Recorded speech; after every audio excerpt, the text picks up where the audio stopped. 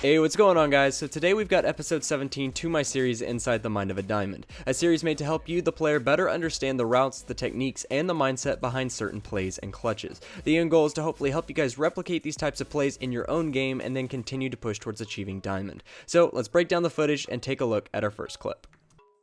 Alrighty, now this clip is going to emphasize the importance of remembering where your teammates are pushing from and how they died. It's going to come down to a 1v3, technically 1v2 because I just downed this guy through the drone hole, but I know that the last two opponents are on site. Now I don't know where specifically, but I end up taking damage from this A site, so I know that there's at least one guy in there. Now Ash is pushing the A site, and then Buck is going to drop into Hall of Fame, and Thermite is pushing the VIP lounge wall. Now Thermite is going to end up opening up the VIP lounge wall, but dies immediately. So that tells me that there's an opponent inside Penthouse and had a line of sight directly onto that wall because it was a really easy frag.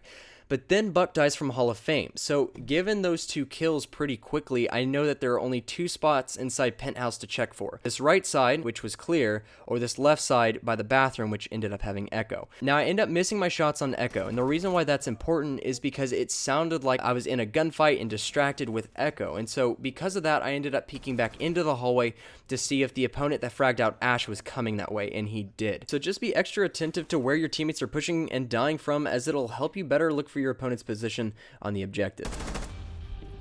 Alrighty, so in this clip, we end up doing a little bit of roam clearing before we push the objective. We got Jackal tracking people, we got Dokubi calling once I feel like I'm close, and then I'm the one that's ending up getting the frags. So it's a 2v4, a minute 30 left on the clock, so plenty of time to make something happen, but it's around this time that I look and see that they have a Caveira.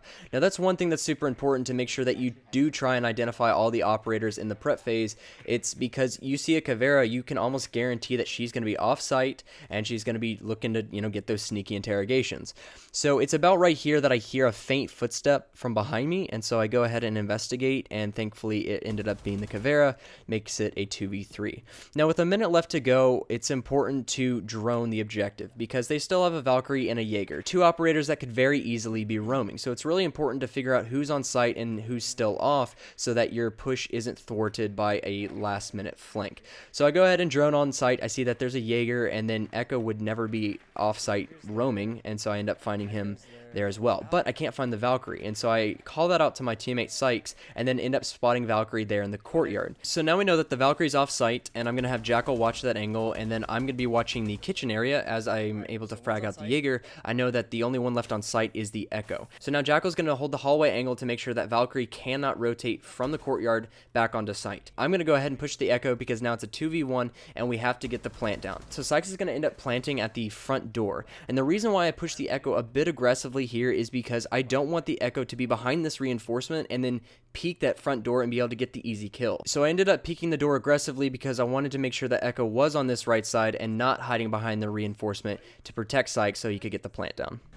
It's too easy, dude! Running Pulse upstairs in the master bedroom when defending the downstairs bomb sites in Oregon is definitely something I recommend because there's so much you can do up here. You can shoot out the two bottom boards of any of these windows and then vault down with ease to get to the garage or to get anyone out on the front lawn. But definitely run Pulse up here. There's so many opportunities. You can just chill out in the armory or even in the master bedroom. But using the intel with the sensor here, I was able to get the double flank downstairs as they opened up the hatch. Now there's no reason to return back to site because Mira is still on site, and then I end up spotting one that's still up here on the first floor with me. So right now Mira is dealing with one and I'm dealing with one. Now after Mira dies, I'm going to whip out this sensor here and see that someone's in the garage. Now she narrowly missed me. I ended up peeking. I was expecting to peek aggressively and get her right when she ran into the main lobby here. Unfortunately, she went all the way down the stairs, and so I'm just peeking here to see where she went. I end up seeing she's like right underneath me, and so I go ahead and drop down. Now they get the plant off, and I know it's on the other site because otherwise I would have been gunned here, and I would have been able to see them planting in any of these corners, and they were not. So I make my way into the hallway and try and be as quiet as possible, but then I use my sensor as a bait here because the sensor is actually pretty loud when you whip it out, especially if it's just you and another opponent. In that 1v1 situation, everything's kind of like DEFCON 10 and everything's super quiet. So especially on the attacking side, if I heard a Pulse whip out his sensor really close to me, I would aggressively push as well. Knowing that, I used it as a bait to make the noise and then prepare for Ash to peek. So I dropped down to prone, which I know is kind of the the lame thing to do, but it changed up my predictability the most by being in the prone animation, and it just worked out because she ended up trying to drop shot me. But anyway, Pulse is definitely an operator I truly recommend if you guys are going to defend this site and supply that vertical gameplay. For these next clips, I kind of want to go in rapid succession of these special things that you guys can do to deal with these specific situations. This clip is kind of along the same lines of the whole pulse bait thing. Anytime you guys hear someone throw their drone, pull out a nitro, pull out the cardiac sensor, if that opponent is close to you, I would definitely recommend you aggressively peek. Here, I'm going to hear the Mira pull out her nitro, and so I peek the hallway because I know that she's currently defenseless. She doesn't have her gun up because she's trying to throw a nitro cell, so I'll let you guys hear that. Hello? Alright, Echo's super lit. Oh, one mirror. Got him. For this next situation, anytime the attacking team brings a Montaigne, anytime he stands in a doorway like this, he's trying to create an angle for the opponents that are behind him, right? So instead of looking at the Montaigne, try and hit that little crevice that he's trying to provide for his attackers to be able to get an angle on you. So don't focus on the Montaigne, don't look at him, look at the little crevice that he's trying to provide for his attackers and try and get them with a nice pre-fire. Alright, I'm gonna put down the third Jaeger right in front of him. In this situation, I'm doing what I recommend in a lot of my tip videos. If you guys are trying to roam thoroughly and want the best place to set up, try and think of where your opponents are going to enter the building from. In this case, they either can come through bakery or they will rappel up the bakery side of the building. And because I'm running Pulse here, I have shot the bottom two boards of the windows. So anytime they rappel up, I can easily vault out and try and get a nice kill. Now I'm going to fall back upstairs because I'm still trying to provide that vertical gameplay with Pulse, and since we're defending the sites by train, I decided to go back upstairs since there's a hatch up there and I can actually shoot through the floorboards up there. The hatch ends up being busted out, and then the opponents try and come through the skylight. Sykes is able to kill the guy that comes skylight, and then this drone is going to be thrown from this hatch. And so kind of again along the same lines of the whole nitro cell, pulse cardiac sensor, or drone being thrown, I recommend that you guys be aggressive. When those things are thrown and they're close to you, be aggressive to try and peek them. In this case, I have the cardiac sensor so I can tell where he is, and I pursue with the nitro cell, and I'm able to get the kill. So these are just very real examples of where you guys can be aggressive. When you guys hear those sounds of a drone going by, a nitro cell being whipped out, or the cardiac sensor, all those things are signs that, hey, you might have a play, you might be able to get the extra frag. In this situation, I end up doing my run out on Skyscraper that for some reason still works. I honestly kind of expected most of the community to be used to this spot, but for some reason I still get kills. But the main purpose behind this clip is actually what just happened, those missed shots here on the window.